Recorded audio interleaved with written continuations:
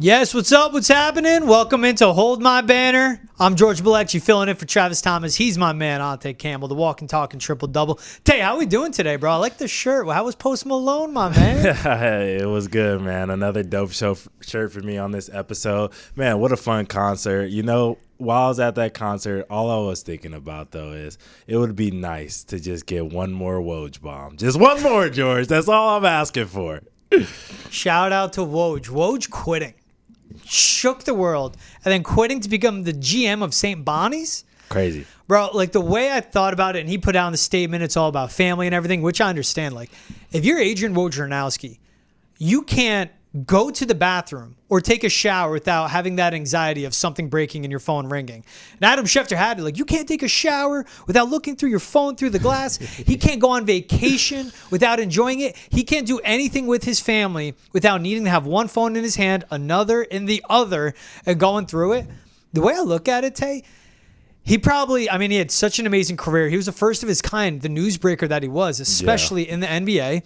Yeah. All those years at Yahoo, all those years at ESPN, where we know he was getting the bag at ESPN, and he probably had 5-10 years left on his ESPN deal. I think, and I respect him on this, he said, I don't care. I made more money than I ever could have dreamt of. I am still young. My family's still young. I made more than enough. More money won't make me happy. I'm going to go enjoy time with my family. And him going to like St. Bonaventure, it's not like he's the GM of Kentucky, right? He's not the GM of Duke. He's the GM of St. Bonnie's on Long Island. Like, there's going to be a work-life balance there. Yeah, he's going to take a vacation, essentially, for him, compared to what you were talking about, not being in the shower, waiting on your phone, being in the airport, waiting on your phone, all of that, man. Dude, everything. Like, that job, as cool as that is, as big of a star as you'll be, as in the know you'll be, you have to be a special breed. There's Schefter, there's Woj, there's Shams. Yeah, and you can go like, well, there's Ian Rappaport, there's some other guys. But like those top three, like that is a different world, bro. That is a different world. Yeah, 29 years, man. I tip my cap to him if I had one, my imaginary one, man, because that's insane. Older than my entire life, so that's insane. Yeah, nonstop. My boy Chance, he interned at ESPN, and Woj let him job shadow him. And what Woj said to him, too, was he hit him up like, hey, I'd love to grab lunch with you. He's like, come watch me work. It's better than hearing me talk about it. He's like, all right, cool. He's like, Friday, 4 a.m., this is where you got to be. Yeah. And he was just on his phone nonstop, 4 a.m. That's the thing, too. Like, you don't sleep. You don't relax. Like, he's probably loved it. You think he shut the phone off? You think he, like, put that out and just went... just shut it off? Yeah, probably for once. He probably just was unavailable. People were probably trying to reach him. He probably came back with about 1,000 messages, but he's probably used to that. Respect him, man. Again, one of the trailblazers, one of the pioneers of that job. Anyone that wants to get into that, good luck. People that do it, I respect you. I could never. Facts. All right, what about this, George? We're talking about Woj being gone. That's the end of a chapter. But the WNBA keeps adding new levels to their chapters. They're adding a team in Portland, Oregon. Love it. George, what do you think about this? Love this. I think it's a perfect city to add to. I mean, there's no pro sports in Oregon aside for the Trailblazers. So they want their pro sports. Bring a WNBA team there. And it's not the first time. They had the Portland Fire from 2000 to 2002. But then once it became independent ownership needed for teams, they folded. Tay, the Portland Fire never made the playoffs, and in their third year, they were ahead of 6 other teams in the league in average attendance. So it shows the interest there for basketball. This is a city that's only had basketball, and I think a city like Portland is important because, yes, you compete with the Trailblazers, but there still is that yearning for WNBA. And University of Oregon is an hour 45 away. I know Sabrina Ionescu's imprint on basketball in Portland is still felt there, and all the fans she brought into the game. The same way Caitlin Clark did it nationally, but like specifically for her being in Iowa. You bring this team to Portland, all those Oregon Duck fans, because of Ionescu and her time with that university, are now going to be going to Portland for games. Or if they're fans in Portland, They don't have to drive an hour, 45 minutes, 2 hours to get to a good women's basketball game. I think it's a brilliant job by the WNBA to expand here after we know they're going to San Francisco and Toronto. Yeah, and that Northwest is just a basketball hub. They love basketball. I know we talk about Seattle with the NBA. We want them to go back there. They have a WNBA team that the Storm that they love, of course. But that Pacific Northwest, dude. I've played basketball against Oregon. It's insane. You go in there and the fans are excited. They're loud. They're cheering. Obviously there's Gonzaga as well, which is up there in Washington and Spokane. Man, dude, those teams and those fans are just so rabid, and they always play hard and play the right way. I love the Pacific Northwest style of basketball, so I'm excited, and I think you're right. The WNBA joining Portland and going to Portland, Oregon will be an amazing opportunity for that city and the growth of their sport. I think it's important when you think location on these teams. Like, that has to be significant. Yeah. And again, they don't have competition with women's basketball. They don't have competition with sports.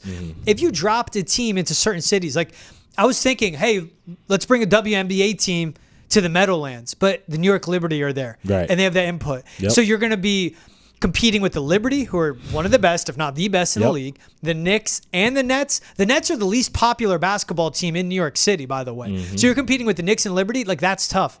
In Portland, it's the Trailblazers one night, then the Portland WNBA team the next. And the ownership group, I think that's important too. What is it? It's a family. Oh, the Mirage family. Shout out to them. They own a bunch of car dealerships. It's how they have enough money. Okay. They own the NWSL team there. They've won 3 championships with them. Again, one of the league leaders in attendance, just learning and reading about the footprint of women's sports in Portland. So they've been successful with the NWSL team. Do it with the WNBA team. I think this is huge. And to have Portland in this, you have the easiest rivalry, Seattle versus Portland. The 2 big cities out there. I think it's going to be great what we're going to have with the Seattle WNBA team and now the Portland WNBA team. Yeah, I'm 100% with you. What city do you think should be next for the WNBA? They've added 3 cities over just the course of this season. So who's next, George? I'm going to keep it. I want to go smart, and then I'm going to go fantasy on the second one. First one has to be Kansas City. Okay. You have the Chiefs, you have the Royals, and that's it. Yep. And that is a sports-loving city. The same thing. Their NWSL team has one of the highest attendance. Their passion for soccer is so strong with the MLS and NWSL team. But you bring in a WNBA team, they will fill out the building. And here's the important thing. The infrastructure is there. Like the Big 12 championship tournament. The Big 12 tournament's been hosted there. I think it was a Sprint Center. It could be named something different now. Yeah. But you don't have to worry about the Kansas Jayhawks. Same thing, Tay. They're an hour outside of KC. Yep, Lawrence is far. Exactly. So they would be the team. The tough part is you would be competing with Kansas basketball on certain nights, but the schedule makers have to be smart with their team. And you know what? Nonetheless, I think that people will show up. KU has a good women's basketball team. Yeah. And to go to other basketball hubs, you'd have to go to like Wichita. You'd have to go to Emporia, Kansas. You'd have to go down south to Pittsburgh, Kansas. It ain't happening. I think Kansas City would be brilliant because that's a city that always talks about getting a basketball team back. I think they had an ABA team. Might have been like the Kansas. I don't want to say the wrong name, but they had a team back in the day. They lost them. They want a basketball team there in KC. What about you? Yeah, I'm right there with you. I think that part of the country definitely does need a team, but I'm going to look here. No further than here. Boston needs a team. I mean, we saw it when the Sun came and played against the Spark at the Garden. Sold out game. Fans, I've seen many of videos. I wasn't able to attend because I was probably here with you or Travis, you know what I mean, working. But I saw so many videos, so many people who were excited to be there. It was loud. It was energetic. The building showed that Boston is ready for WNBA basketball. The Sun have their fans in Connecticut, and those fans are good as well. They always show up for their team. But Boston is a different beast. It wouldn't encroach on that Connecticut fan base because, once again, like UConn, that's them. That's Connecticut. This is Boston. This is Massachusetts. Give us a team. The other city that I think needs a team, that had a team beforehand, I don't understand how Florida doesn't have a team right now. Miami sold back in 2000 to 2002, the same run you said for the Portland team. They probably need to bring that back. It's about time. Having the Miami women's basketball team would be fantastic. But people don't show up for the Heat games. You think they'd show up for the WNBA team? They don't show up for the Heat games because of grit and grind and Heat culture. It's played out. Nobody wants to watch that. Nobody wants to watch the 6th, 7th, 8th best guy on the roster start 20, 40, 30 games a season, bro. I'm over that. Everybody's over it. They are going to show up for the WNBA. Maybe if they go Orlando. You just got to compete with the Magic. That's it. Yeah. See, I'm trying to think of others. The Boston one's tough because I bet ownership in Boston doesn't want to compete with the CT Sun. And I bet there's like an under-the-table handshake there, too. Yeah, you know what I mean? Whatever. You guys are doing your thing. CT Sun, same thing. They play Mohegan. It's like an hour from Storrs. Yeah. So you have that part of we're in a different location compared and to Seattle and Portland are competing? Seattle and Portland, because Portland has its own sports identity. Seattle has its own sports identity. But CT Suns fans are Boston sports fans because CT Suns the only WNBA team in the city, technically, in the region. You feel me? What about the Lakers and the Clippers? No? Okay, yeah. All right then. But so you're gonna come in and compete with the Celtics, the Bruins, the CT Sun, no, it's not UConn competing. men, It's not UConn women. It's not competing. PWHL. There's enough love for all of them. You got 6 teams. There's enough love for all of them. You gotta I've seen the find a big night to three get come in interest. here and do well. There's enough basketball fans in this city. Man, the way I seen people out at that parade excited for the Celtics to win a championship, dude, there's enough basketball fans in this city to supply the WNBA team that would come here with fans as well. All right. Now, I was thinking on what I said about Caitlin Clark, like what she did in Iowa. Yeah. Iowa should not get I mean, bro, no. Des Moines? Why not? No. Yeah. You know what I would love? What? It would never happen, though. And again, this wouldn't make sense. Give me a WNBA team in like Missoula or Bozeman. No, it's going to be too cold during the season. Yeah. Give me some San Diego? No. San Diego? No. Yes. No. They had the Clippers. Every team there has failed, clearly. The Clippers, the Chargers Chargers, left. Everybody leaves. No San Diego. And it's not. They don't have sports teams for a reason. They have the Padres, and that's it. I'm thinking now. And they put them in their terrible UPS outfits. I'm over it, bro. Speaking of outfits, hold on. Okay. Hold on. I'm thinking warm. Not Phoenix. Utah. They just got an NHL team. They have the Jazz, and that's it. Yes. They do have a rabid fan base as well. I would love to see that. And I don't disagree with that. The simple, again, the regional rivalry, Salt Lake against Vegas. Yeah. If that team gets relevant. Yeah, we'll see. Commissioners hire us. We're thinking here. Right. That's me. That's me pulling up the map and just looking at states. Yeah, that's how I kind of went through when I was looking at this. I was like, which one should I go with? Which one should I go with? Last one, Austin or San Antonio? All right, we're not doing this. No, I'm serious. You going to compete with Texas or you want to compete with Wemby? No, Austin. I'll give you that one. That's your one win for Austin. All right, okay, I'll give you that one. So, like I was saying though, I was talking about the Padres jerseys, and the NBA has obviously had some new leaked city edition jerseys that have came out. So me and you are going to do a special edition of Wicked or Kick It, where we tell you which jerseys we're kicking and which ones are wicked to us, bro. So let's start off with the first one. George, who's your first Kick It? I'm going to kick it. I'm going to kick the Knicks, bro. I hated their city edition. I honestly, I do hate that like double imposed New York. And if you're going to go city edition, how do you not have a Big Apple somewhere? How do you not have the Empire State Building, the Statue of Liberty, the Brooklyn Bridge? I do not care about the Brooklyn Nets. There's so many iconic parts of New York. Yep. And you go with that double imposed, you can't see the pinstripes, which I do like. Yeah. The color scheme is great. Bro, just have blue with the orange outline instead of like that floating thing. Yeah. So I hate these. I think so much could have been done with New York. Yep. And it was just like a retread of either a Knicks throwback or some alternates they've rocked. What I will say, though, I agree. I don't like these. I will say I love the like NYC over the Nike check logo. I kind of like that just to give like, it just feels very New York York to me. The rest of the jersey is just so basic. You know what I mean? It's just overdone. I'm with you. You know what? I would change this too. Just put the city on it. Yeah. If you living in Jersey, if you're outside in New York City, you're going, hey, we're going to meet up in the city, and everyone knows. Same thing in Boston a little, like, how are we going to head into the city? But there's one the city in the world, and it's New York City. I don't want to hear otherwise. I would also like them to kind of in the future, like, take on that Big Apple, like do something with that. You know what I mean? They haven't really leaned into that just yet, but put a big orange apple. Like, why not? Who cares? Yeah. Just and find a good way to design it. But put a big, instead of a red apple, put a big orange apple. That's it. Yeah. Bro, even you shouldn't. But like the I Heart New York shirts that are iconic. Yeah. Some play off that. Yeah. There's so many ways you can go about it and make this sick, and they fall short. It's New York City. It's the effing Knicks. Yeah. It's the effing Knicks. Yeah. All right. What about your next one? Do you have another one? You're going to like this one. I'm kicking the Heat jerseys all the way out of here. Bro, what is this dark red with the little Heat culture? I've never heard of culture before. What's this culture thing? Heat culture. What's a Heat culture? I've never heard of it before. It's They stupid. say that thing? Shut up. Bro, it's just like, again, it's so simple. They could go with the South Beach colors. They could go Miami Vice version. Yeah. They could go something with palm trees. Dude. They could sunglasses. I don't even, like, on and on and on. Maybe an ode to the heavy Latina community down there in Miami. Yeah. And just go Heat culture. These look like practice jerseys.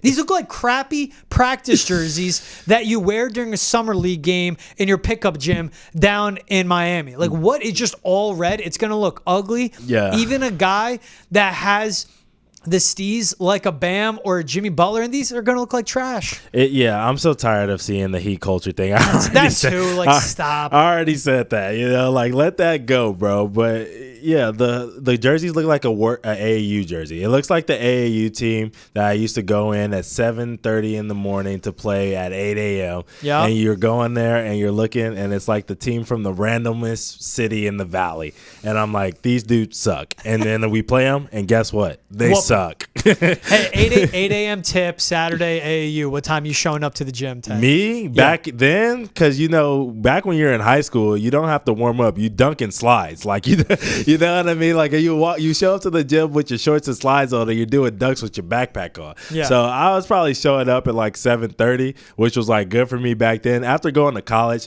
now my kids, they're showing up at 7. At least. A guy. At least. Can you still dunk? Yeah, I still got it. Not to insult the boy. I just got to know. Next time you're playing pickup, you got to let me know. I got to roll through and see my boy play. Yeah, for sure. And the funny thing is, this morning I tried to get those Kobe's so that I can play pickup in the white Kobe's that dropped. I haven't touched the Kobe since the man passed away. I'm so tired of Nike, bro. But that's a whole nother tangent. How much did those drop for, those Kobe's? $210. That's not bad. For new Kobe's, but you're not going to get them, and then when you can get them, they're going to be like $440. Yeah, $210. To keep going, hold on, because we need to keep moving. Real quick. Yep. Kobe would be so mad at Nike if they made his shoe, that fact that they made his shoe so inaccessible. Yeah, bro, he would. This was not what he wanted. This was not the vision. Yeah, he said, like, modernize. I don't want to do retros. Modernize my shoes so people can always play in them. Like, he wants people to wear them. All right, let's go. Keep it. Whatever, yeah. So anyways, speaking on more things that I hate about Nike. The Boston Celtics won the NBA championship last year. Bro. What are these jerseys? I absolutely hate these jerseys, bro. Like, it's like slime green and snot green. And I've never seen this green in the city with any team. Bro, what is this? Dude, this looks like a freaking bad take on like one of those Baylor jerseys back in the day, bro, with like the sleeves on the side. This is awful, bro. The Celtics have done so much. You could have done things with gold. You could have done things with Lucky, the leprechaun. You could have done things Shamrock, that actually, the 3-leaf clover. Actually embodied the city. Yeah. And what did you give us? This? Bro. Come on, bro. It's this not is even terrible. their green. And if you're going to go off shade, like, what is this? And I'm also tired of that diamond pattern that they had it last year with the dark green and the gold on the side of the city jersey with the white jersey. This one's like a dark greenish gray within a dark green and a lime green. Dude, it's all bad. It's like 8 different colors of green. It's awful, bro. Don't ever do this again. You said those Heat jerseys look like AAU jerseys on a bad team? Yeah. This is... You're down on the South Shore somewhere, right? Let's go Hingham. You're on the beach out in Hingham and Hull. Yep. and middle of the day, you're walking along that boardwalk, going from bar to bar, and you see some guy wearing this, and you just walk by and laugh and go, I don't want to know how much he paid for that because he got ripped off. This is what a knockoff guy selling jerseys out of a box outside of the Garden would make. And Nike rolled these out for the Celtics. Yeah. What are they doing, bro? And, the craziest thing about this is they did this to all the story franchises. You talked about the Knicks one that you hate. Yeah. I'm talking about the Celtics one that I hate. Another story franchise, the second most winningest team in the NBA history. Lakers got disrespected as well. George, Lake Show. Like, come on, bro. Like, this looks awful, bro. I can't rock with this. And I understand the font and the homage to the, Lake Show Lakers back in the day with Magic. But, this just doesn't do it for me, bro. The purple gradient jerseys with the yellow, this doesn't scream Lakers. Lakers are one of those teams that love to stick to their classics, and I understand that. They're going to stick to their jersey scheme. It's going to pretty much be the same. When you look at a jersey from 1990 all the way to 2024, they're usually the same. Nike, go back to doing something that's more simple and sleek for the Lakers. This flashiness is in our city. And that all dark purple too, bro. Like, hideous. If you want to go with this, like, go all yellow maybe. Yeah. Like, just have it be a yellow base. Go with the white. This is just awful all around. And the fact that I think the Celtics and Lakers had the worst of the two. Yeah. I think they had, but you told me you were going to rock it. I'm like, all right, let me go two different. Yep. What they did to the two most storied franchises in the league is disrespectful. Like, what is Nike doing? And the whole point of the City Edition jerseys, Tay, is to get people to buy them. Yep. No one's going to buy them. And if you buy this, return it, get your money back, and go donate it to someone because that's better off than buying this. Yeah, I'm so glad that they gave both of the teams a dark color jersey, so when they do play together, they won't be wearing these. That's all I'm glad about. All right. They should wear them once, and that's it. It's awful. Yeah, George, let's run through some of the ones that you liked. What do you like so far from the City Edition jerseys? I love the Memphises, man. This red that pops with that white and like the cloud script. Yeah. Memphis, obviously a very historic city, and I think that's what that kind of font pays homage to. And this was a good one because I found a photo with a number on it. It's always better to picture a jersey with a number on it. Yep. Just picture Ja wearing this jersey with the white or that powder blue arm sleeve. His shoes he'll be rocking will be complimentary of that too. Yep. Him flying to the rim, rising up and throwing it down, and then Zach Edey clapping from the bench. This is going to look so good, bro. Why is Zach Edey on the bench, Because bro? he can't be on the floor with Ja at the same time, man. No, you're right. But look, here's my thing. I love this jersey, and the only reason I love this jersey is because I am a chronic video game player from my kid days till now. And with that, I love NBA Street Volume 2. I want them to bring that game back. And this script that's on the front of this jersey reminds me of the same script that they have on the cover of that game. So I'm with you. This one is definitely wicked. What about another team? Do you have another one? See, Suns. It's so hard to mess them up. I don't love the Valley. Just put Valley above it, or maybe the to script to the left. But them playing with like that orange star, that's always an homage kind of to their throwbacks.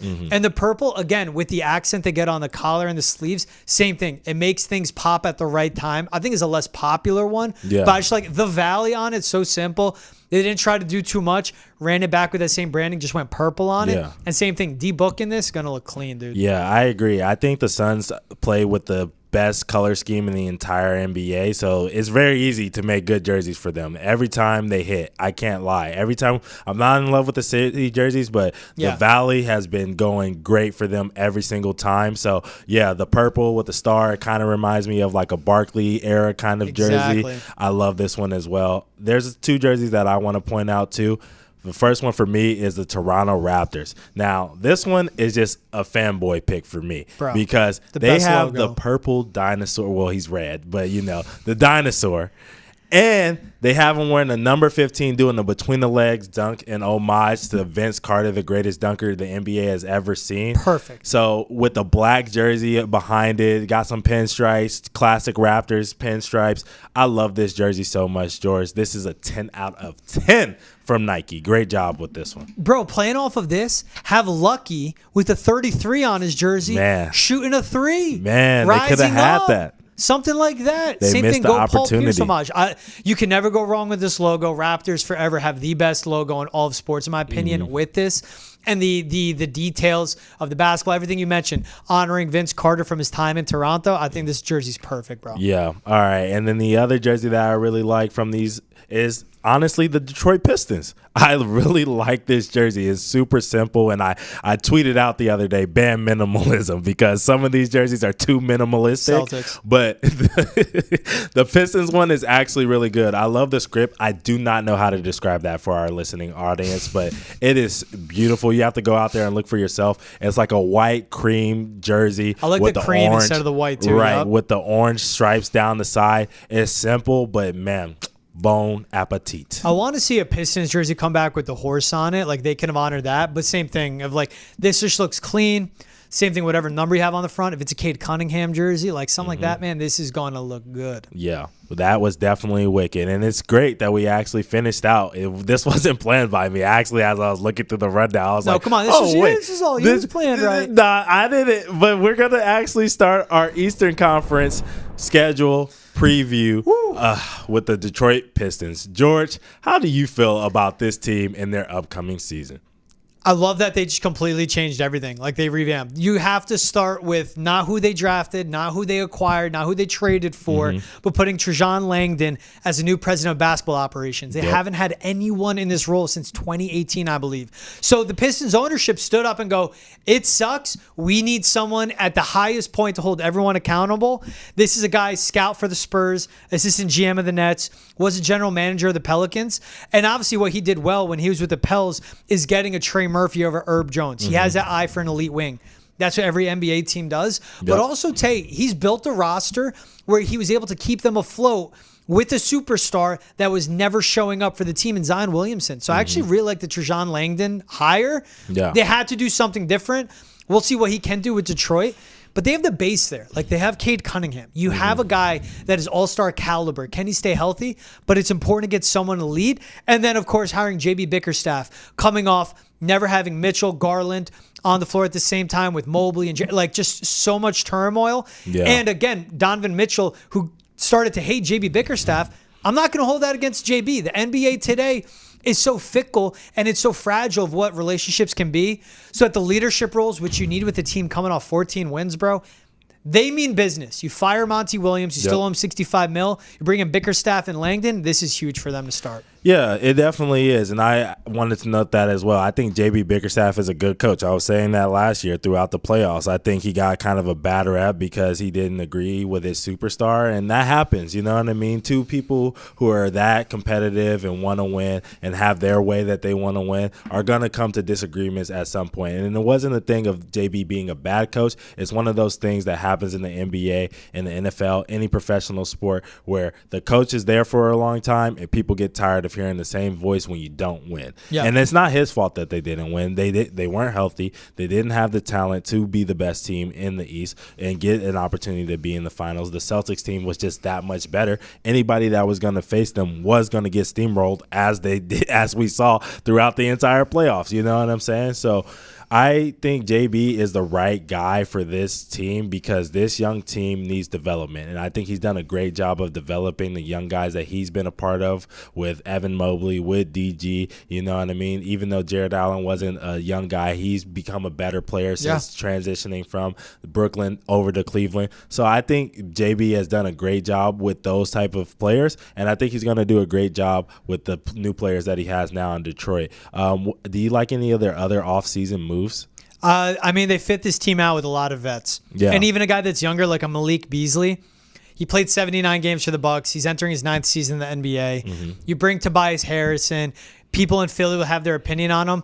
Good shooter, respected vet around the league. Again, establish that culture. They got B-Ball Paul from Philly too. Tough rebounder, a guy to hold it down in the front court and teach a young star like Jaren Duran how to play. They moved on from James Wiseman. They kept Duran. All these lottery picks. And they're bringing in Tim Hardaway Jr., coming off a finals appearance. Good shooter.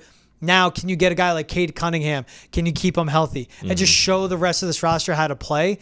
They're going to increase by maybe 10, 12, 15 wins this season, which will still be like sub 30, but it's going to be important because this is a team.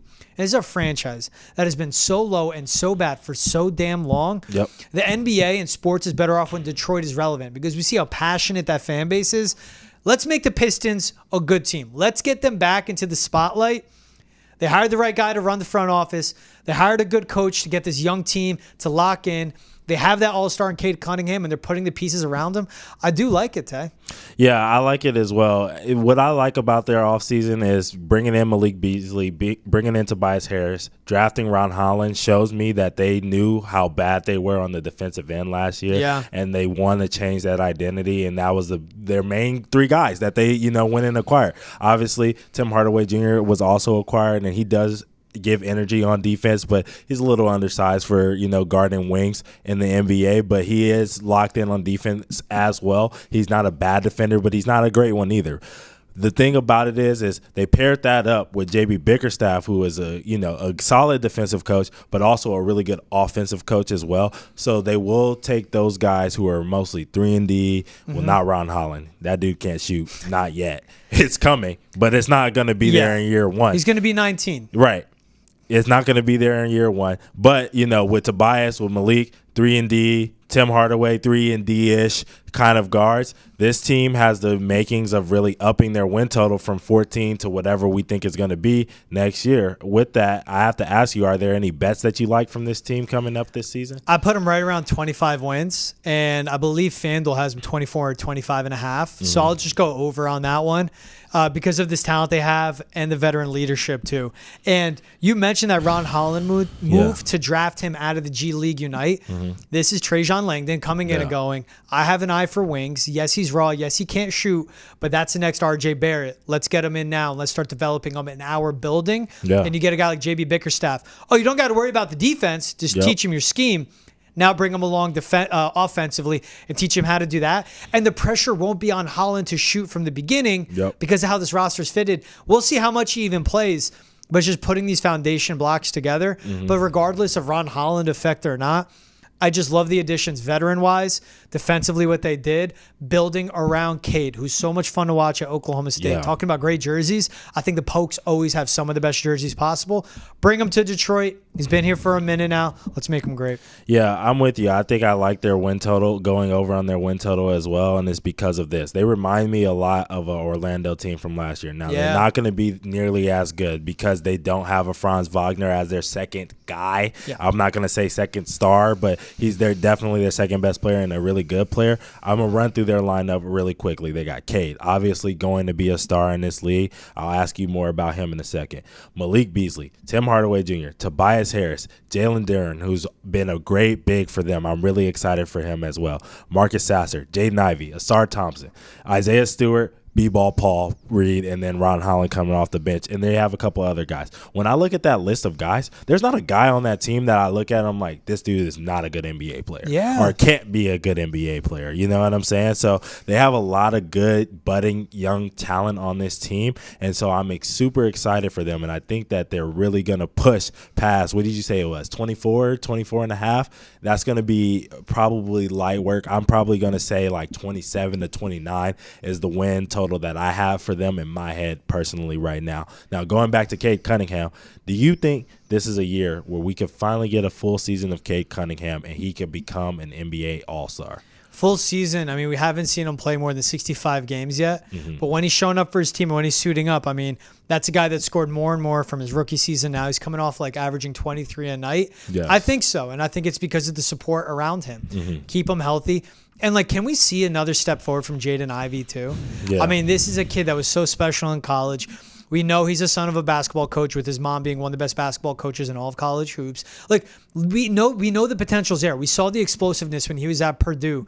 And he kind of got relegated to the bench and just inconsistent with Monty Williams.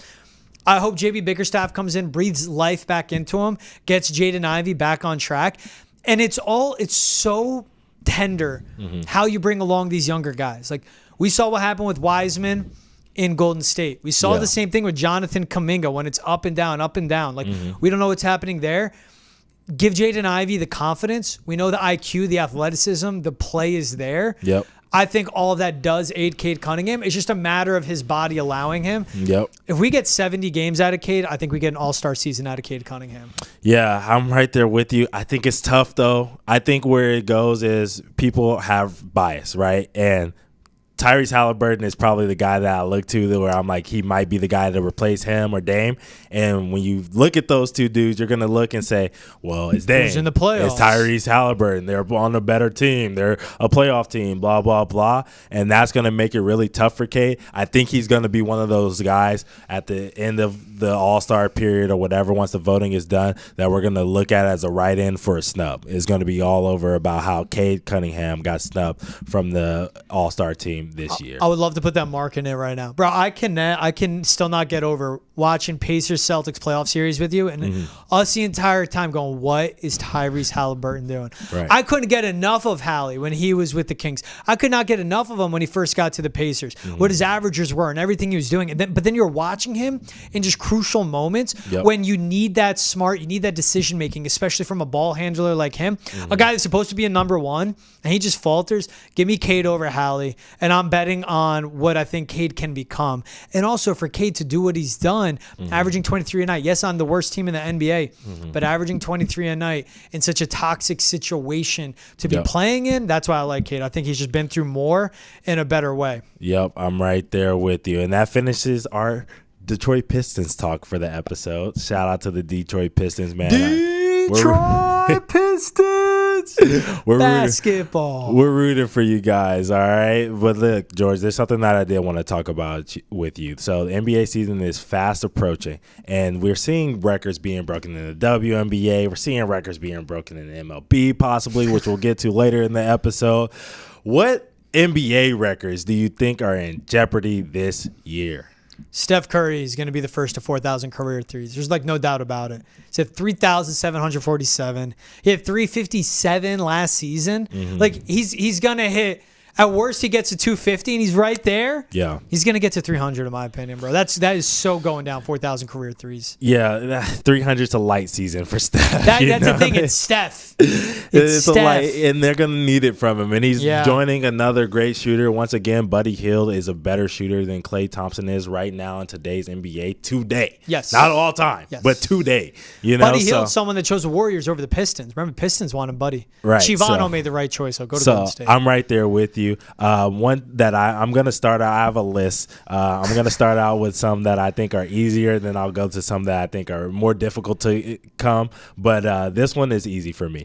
Highest scoring average in season openers over a career. Okay, it's a random stat. But Ja Morant is at 32.3 points in 4 games in the season openers. 4 season that he's debuts, played. 4 season openers. 4 season openers. I like this. Ja is playing at the Utah Jazz. Now, we talked about the Utah Jazz, and I think their guards on defense, besides Colin Sexton, who we know is a good defensive guard, are terrible. Yeah. And it's Ja Morant. He's going to eat Keontae George up. It's Ja Morant, who's basically missed the entire season last year, rested, healthy, ready to prove to the world that he deserves the second shoe that he just got from Nike, because we see people getting their shoes axed like Trae Young with Adidas. So he wants his shoe deal. He wants to be remembered how he was remembered 2 years ago, and he wants to be an MVP candidate. I think game 1 at Utah Jazz, he's going to try to make a statement. So what's a record? Is it like it'll be 5 straight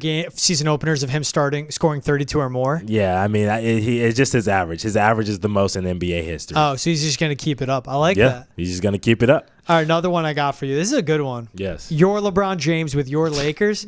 He'll be the first player in NBA history to 30,000 field goals attempted, 30,000 shots in his career. Bro, he's at 29,313. So he's less than 700 away. Yep. The least amount of shots he's put up in his season was 823. He was injured. That was the only time he was below 1,000 shots. Unless He's all of a sudden going to defer completely to Bronny Jr. Yeah. LeBron's going to break. Or he's going to be the first player to 30,000 shots in his NBA career. More than Kobe, bro. Yeah, he's been getting them up for a long time. So it's not surprising that you said that. Like when you said that, I wasn't like, what? You know, It was one of those things. That's that was a longevity makes stat. Sense. Yeah, it's a longevity stat. And he has the ball in his hands 24/7. He plays 46 minutes a night. For your Lakers. Not my Lakers. Your Lakers. All right. Anyways, another really easy one that that's going to get broken this year, for my perspective at least. Highest free throw percentage in a season by a center. It's by Jack Sigma, and he's at 84.8%. Whoa. And I think Wemby's coming for that. Oh, I mean, he's got the 3-point shot. How does it not translate to the free throw line? Last year, rookie year, 79.6% on 367 attempts. I think with Chris Paul, he's going to get more attempts because he had a lot of games where he shot 3 for 6. You know what I mean? Not enough attempts. I think those games really skewed his percentages. When he has more attempts, he's going to be able to bring that number up because he had a lot of really good free throw shooting games. Yeah. So I'm going to say Wemby's coming for that. Do you think him playing with Chris Paul will put him more in like a pick and roll where we'll see more fouls? Yeah, just more. Yeah, you have to honor him more. It's going to put the defense in the position where they're moving side to side more and have to worry about other guys and all that other stuff because Chris Paul's going to make you have to guard everybody. Yeah. And with that, Wemby's going to have less attention. A lot of guys are going to be getting in there late and they're going to get their heads dunked on and they're going to be trying to foul this skinny guy and he's going to be at the line. I mean, they're going to have to find a way to stop him too. And they're going to say, this skinny, lanky Frenchman, like how else can we stop him? He's unstoppable. Yeah. Just hit him and just make him pay for it. Yep. You have any other ones? No, those were the two I went with the most. Okay, I got you. Real quick, all right? Next, most points in a quarter. This is going to be tough. Clay at 37. I think Cam Thomas is coming for that. Why Cam Thomas? Cam Thomas is coming for that. Good player on an awful team? Good player on an awful team. Mikal Bridges is gone. New head coach Jordi Fernandez is a European style offense is coming. I think there's a time where he gets hot and he gives us 38 in a quarter. 38 in a quarter. I mean, I like this because, like you said, never thought Cam Thomas would be the number one on an NBA team. Right. Cam Thomas is now that dude on a bad Brooklyn team, bro. He is. And then the last one. This one is crazy, okay? Most games with a buzzer beater and a triple-double in the same game. Hold on. Let me guess. Game winner. No. Buzzer beater and a triple-double in the same game. Buzzer beater and a triple-double in the same game. What? Yeah. So it's happened. The most in the season has been twice by LeBron and by Westbrook. Do you remember last year when Luka had 6 triple-doubles, 30-point triple-doubles in a game? This is a great call. I think Luka Doncic is coming for this record. He's going to have it happen 3 times because he's going to be in a lot of close games, as I predicted last episode, with the Mavericks because they're going to be trying to figure things out. He's still going to get his 30-point triple-double. And he's going to take that shot late in the game. And he's going to take the shot. That's my favorite out of all of them. Because I even had to think, because I'm going, all right, Russ definitely has that record. Yes. I'm like, he's not still doing that volume. He's not a triple-double Russ anymore. No. Luka will get him, especially with the increased help. His assist numbers will go up with the shooters around him. You know he's going to score. What Luka do we get, Tay? What Luka do we get? That's what it's all about, bro. That's a good question. So you say he's going to get 3 in a season? Yeah, I say we're getting 3 at least in the season. Hey, I wanna hop in and produce with you here. We got 2 topics that we wanted to run. I say we save them. No. We're talking Shohei right now. Come on. You want to talk your boy Shohei? I want to talk Shohei. Come on. All right. We got a little time. We can run a little over if we need to. Here's the thing, okay? So Shohei is on track to become the first player in MLB history to have 50 home runs and 50 stolen bases. Yeah. We're asking the question, what's the baseball or basketball equivalent of that series? I'm going 200 steals, 200 made threes in a season. Okay. We've seen Steph get up to 350, but we've never seen him do 200 threes, which is an easy one for him, not come close. Are you thinking like Jaylen Brown, Jason Tatum? Yes. They haven't gotten close to 200. They've been around 170 made threes in a season. Neither's broken 100 steals in a year. So it's like something it's never been done before. Yeah. And the versatility. Home runs, you got to have that power. Steals, you got to have that athleticism and speed. you got to be a shot maker and taker, but you also have to be a stopper on the defensive end. So I don't think we'll ever see that happen. 200 and 200 steals and made threes. Yeah, we were talking about this, and I'm like, surprised. I think the Jays will have a chance at that, and maybe they will this season, but that's definitely a tough feat, 200 and 200. Where I went is more, I'd see at 50-50 as an offensive thing, right? You're stealing bases and you're hitting home runs, right? And in order to steal bases, you got to get on base, right? So that's all offense. So I looked at this, 33 points per game and 13 assists per game. Okay. And it's never been done in the NBA history, which 50-50 has never been done in MLB history.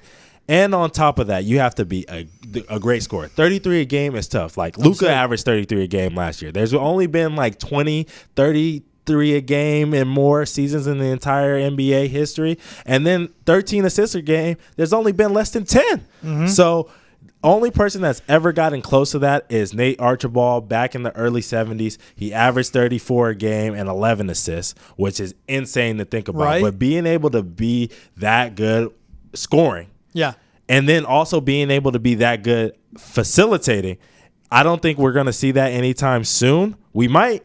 Who knows? But it's just as scary as 50-50. That's a tough one. I like that. Last one I saw, Jordan, 35 points per game, 3.2 steals per game, 87-88, 1 MVP. No one else has come close. There's been one other player to average 20 points and 3 steals a game. No one's done more than 25 and 3 steals. Same thing. Scoring at that clip and being a defender like that, only MJ's done it, bro. 35 and 3 is absurd that way. Yeah, he's nuts, bro. Been done once before. Shohei's about to be the first player to do 50-50, though. Yeah, he Shohei is. with your Dodgers. Can we say your Dodgers? Yes, I do root for that team and the Red Sox as well. Yeah, but it's your Dodgers, it's your Lakers because you're from your city of LA. No, not my Lakers. My Dodgers. He's Ountae Campbell. I'm George Balekji. This is Hold My Banner. Make sure to remember, new episodes are dropping every Monday, Tuesday, Friday now. We're going to keep that going, so make sure to stay tuned. Next episode dropping Monday morning. And thank you for watching this one and listening to this one. Like, subscribe, rate, review for the podcast. Watch on YouTube's Nesson as well. We'll see you guys next time. Have a good one.